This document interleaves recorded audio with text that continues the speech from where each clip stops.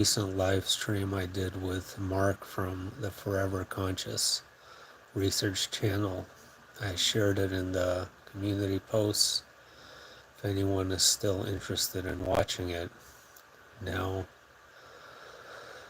Mark is a very interesting person in that he has a very um, he has a lot of depth to the way that he researches and questions what we perceive to be the afterlife.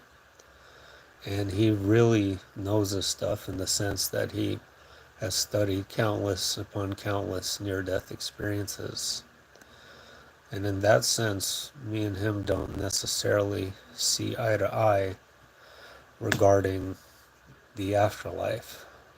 But what's most important is that we do have one significant thing in common, and this has been especially true lately, where there have been times when I feel like I'm in some sick, twisted cosmic joke, and it doesn't, I feel like there's some kind of cosmic gaslighting going on where, you're just going in circles and you can't seem to, reach for your highest potential as a soul, or not even close to your highest potential. And it's a really tremendous and depressing struggle. At least it is for me.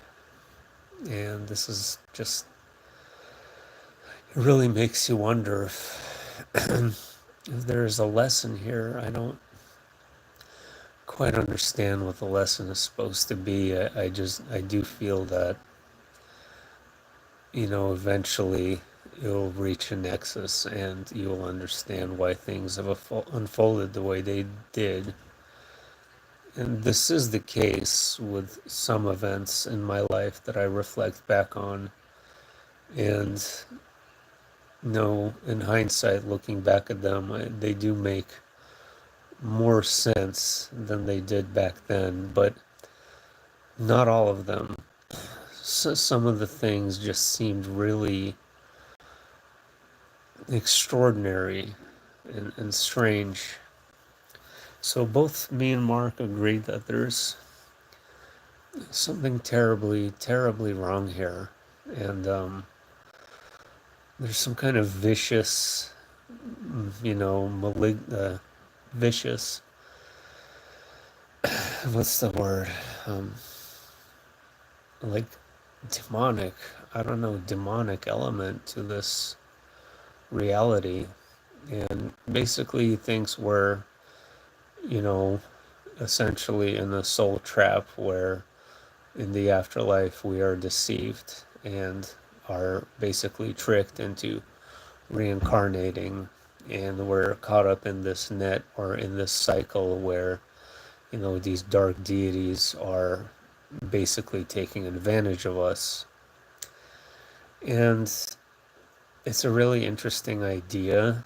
Um, to me, I really went into detail about my near-death experience, and that idea, like just to me personally, seems very strange because in the realm of pure soul, in the realm of the absolute, you're kind of essentially one with the absolute. And I've mentioned this before, where you essentially don't have all knowledge but are capable of accessing all knowledge. So the idea of some kind of trickery to me in that context seems illogical. However, on the other hand, I recall very deeply on how upset I was and distraught when I was basically pushed to come back here. And I didn't really feel like I had much of an option. And I just remember that feeling of my heart sinking. And I still think about that a lot. I still think about what exactly was the purpose of that, because it has caused me such tremendous pain to go through that and to be here. And I don't know. Well, anyway, that's the thing, though. That's the thing about the realm of the absolute. There's all kinds of contradictions and strangeness when you're talking about eternity, because all that is contains inside of it all that is. And by default, all that is must have all truths contained within it. So, whether it's a matrix or a soul trap, or whether we are eternal beings but it creates an infinite amount of souls simultaneously, it all technically or theoretically must be true if it is coming from an infinite source that has all possible potentialities stemming from it. Now,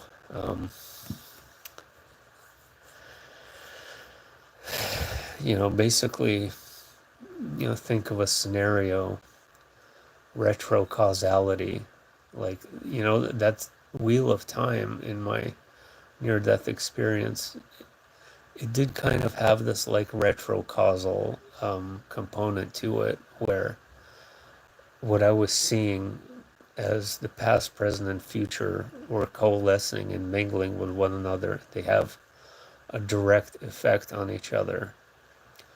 So if it's just us from the future recreating the past in endless cycles, if it's a demiurge or some kind of dark deity that is upset and angry and wants to steal our light, or if we're eternal souls and sovereign and free.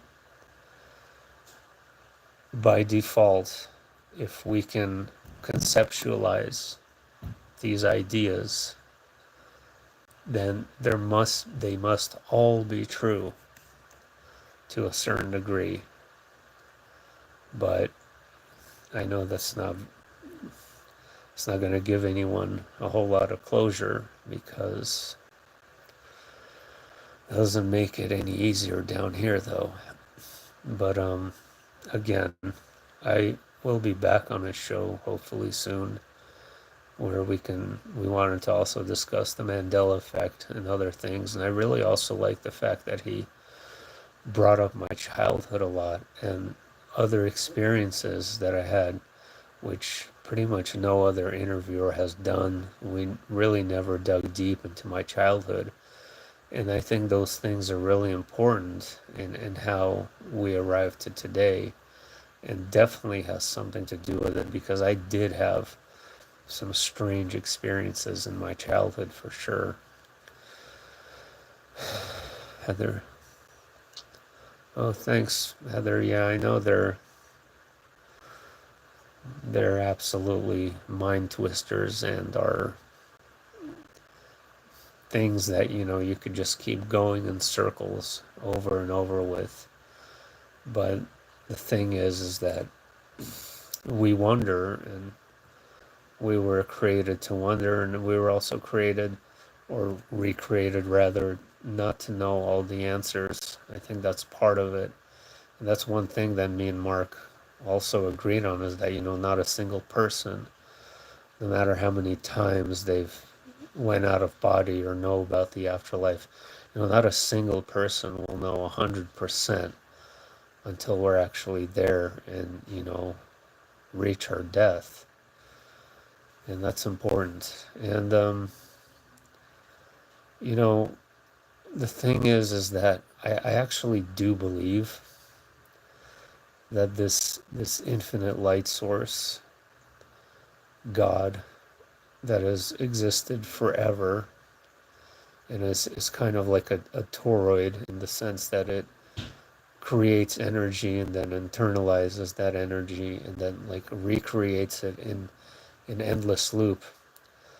I do believe that there is a component to that personality that has a sense of, for lack of a better word, frustration, or is unknown, or is just as lost as his little splinters are down here, in the sense that how can you know why something exists if it existed forever?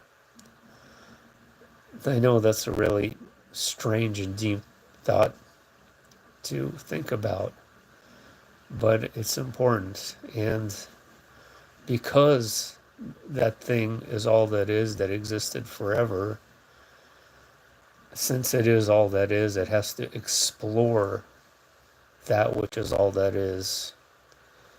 And all that is all these concepts, all these ideas, all of these, elements of consciousness that are just really different variations of all that is. It has to kind of, again, retrocausally explore that element of itself. So, each of us is our own universe, and what the most likely truth is that each and every one of us personalizes and creates our own afterlife, on a soul level. So whatever we experience, what we experience in the afterlife is actually an aspect of our eternal selves that's creating that experience for the version that is of us now. So to me, that makes most sense. Why there's contradictions and experiences and all sorts of things. If each of us is truly our own universe, which we are, then we're just all kind of one big multiverse clumped together consciously. And that conscious multiverse explores all elements of every kind of thought form and idea that you could possibly comprehend, right? Heather, yeah. Yeah, it makes sense to me too. That's why I work a lot on conditioning my mind as much and refining it to my preference. I'm glad you do. I wish I was in that state. I've kind of been in a mode where I do feel like there's a trickster pulling tricks, and almost like watching my life as like some kind of sick comedy show. That's just my personal kind of opinion, though it doesn't really mean anything. But yeah, and imagine each of us being our own universe. We're infinitely exploring each other's infinity, right? So each of us being our own universe, and inside that is all that is, and all that is outside of that and inside of that, and all of it combined together, we create whichever afterlife state imaginable.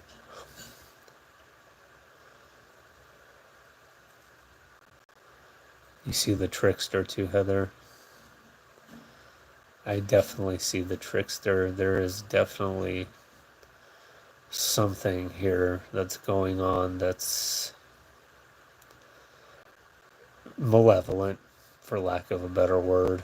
But even that even that is an aspect of ourselves and all that is, unfortunately or fortunately. So